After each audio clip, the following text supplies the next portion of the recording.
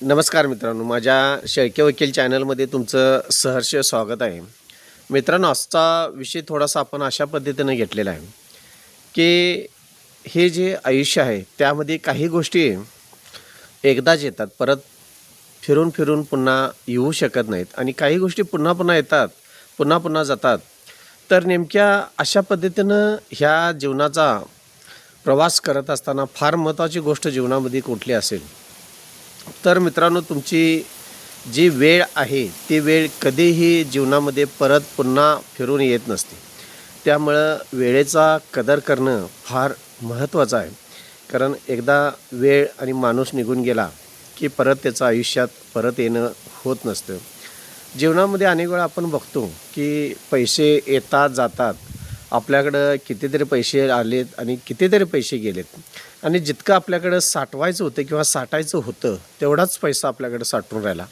पण पैशाचा प्रवाह असा असतो की तो पुन्हा पुन्हा येऊ शकतो, पुन्हा पुन्हा जाऊ शकतो. पण जी वेळ आपल्याकडे येत असते तीच वेळ परत आपल्या जीवनामध्ये कधी येत नसते. त्यामुळं ह्या गोष्टी कळायला फार वेळ जातात आणि जुनी माणसं आपणला म्हणतात पहा, बालपण देगा देवा म्हटलं जातं. कारण एकदा बालपण आयुष्यातून निघून गेलं की पुन्हा मित्रांनो बालपण येत नसतं आणि दुसऱ्या लहान मुलांनी ते बालपण आपल्याला शोधावं लागत असतं. तसंच एकदा बालपण गेलं की तरुणपण येतं आणि तरुणपणाचंही दिवस असे असतात की आयुष्याच्या काही वळणावरती कळून चुकतं की तरुणपणसुद्धा कधी गेलं हे सुद्धा समजून येत नसतं. त्यामुळं वयस्क माणसं म्हणतात बघा, तरुणपणात अजूनसुद्धा मी थोडं जगायला हवं होतं आणि तरुणपण थोडंसं अजून हवं होतं. पण मित्रांनो, एकदा गेलेली आयुष्यात बालपण, तरुणपण असू दे किंवा शेवटचा क्षण म्हातारपणाचा असू देत, ह्या गोष्टी पुन्हा पुन्हा आपल्या आयुष्यामध्ये येत नसतात. हे कळायला आयुष्यातली अनेक वर्षे निघून गेलेली असतात.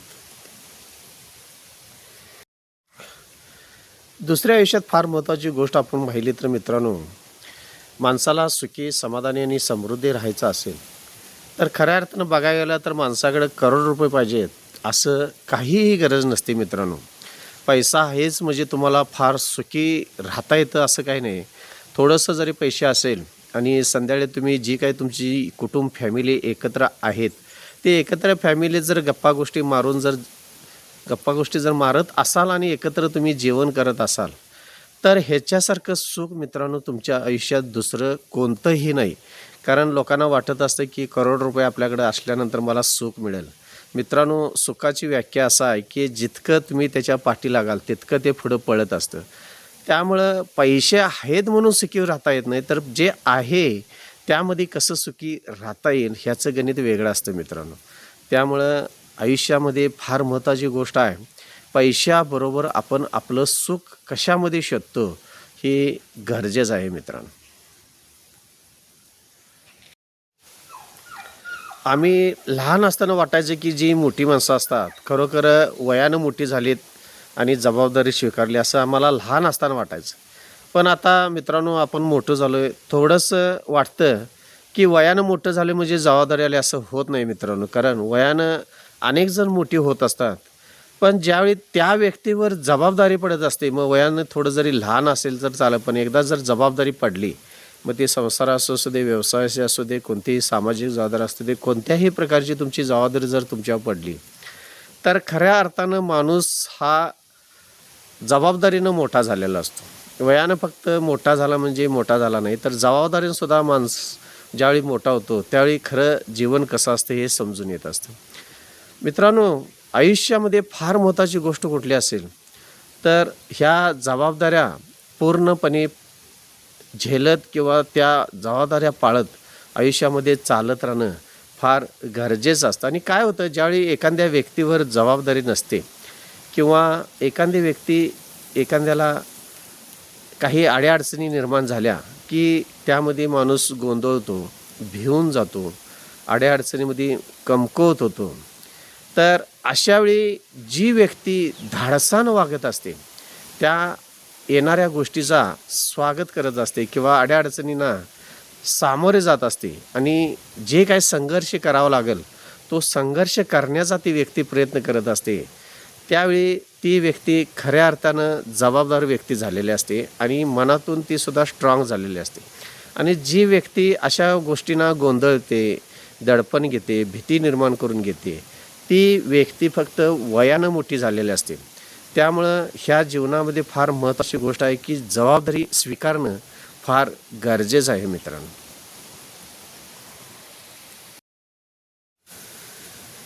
आणि अशा वेळी मित्रांनो जी संकट येत असतात, जी भीती निर्माण मनामध्ये झालेली असते, तर अर्धी भीती ही मित्रांनो त्यातली फुकट जी असते त्याचा काहीही उपयोग झाला नसतो. कधी हे समजून येतं, एखादं संकट आल्यानंतर मनामध्ये एक फार भीती निर्माण झालेली असते आणि ती भीती अशी असते की ती काही उपयोगाची पण नसते.